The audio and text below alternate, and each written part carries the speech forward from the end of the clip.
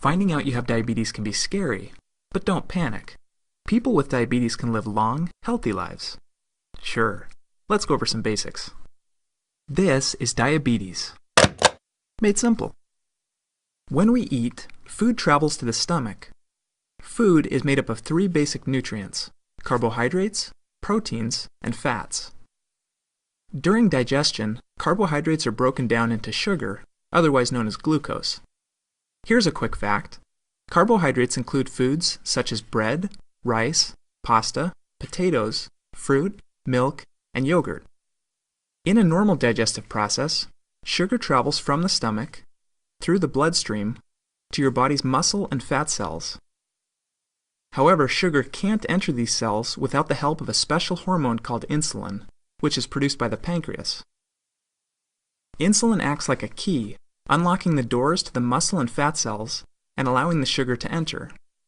The cells then use this sugar as fuel to provide energy for the body.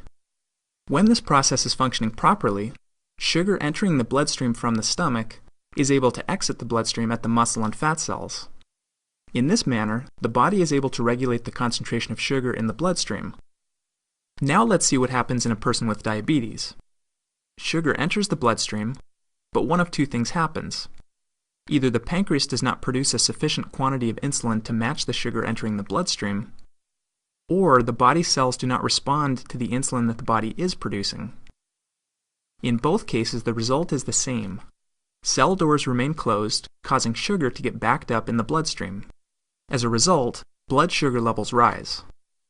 This creates several problems. Because sugars are not able to enter your body's cells, your body is not getting the fuel it needs. As a result, you may feel tired or fatigued. Your body may try to dilute the excess sugar in the bloodstream by pulling fluid out of your cells. This can leave you feeling dehydrated and thirsty. Most importantly, over time, exposure to high blood sugar levels can cause damage to vital organs connected to the bloodstream, such as your eyes, kidneys, nerves, and heart.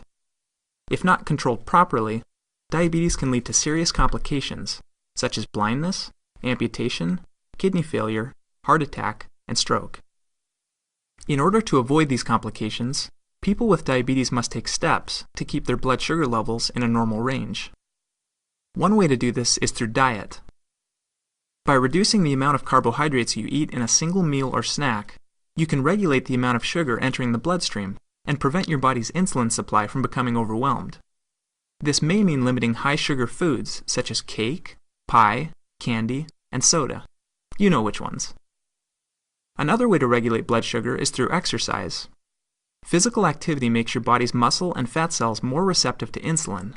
In other words, those muscle and fat cells that wouldn't open before, now they will. Finally, your doctor may prescribe oral medications to increase your supply of insulin, regulate the amount of sugar entering the bloodstream, or make your body's cells more receptive to the insulin your body is producing. In some cases, insulin shots may also be necessary. Okay, let's review. We've talked about what diabetes is, a condition where either the body does not produce enough insulin, or the body cells are not receptive to the insulin being produced. We've seen what complications can arise from it, such as fatigue, dehydration, and damage to vital organs. Finally, we've discussed ways to manage it through diet, exercise, and medication. For more information about your specific health diagnosis and treatment plan, please talk to your doctor.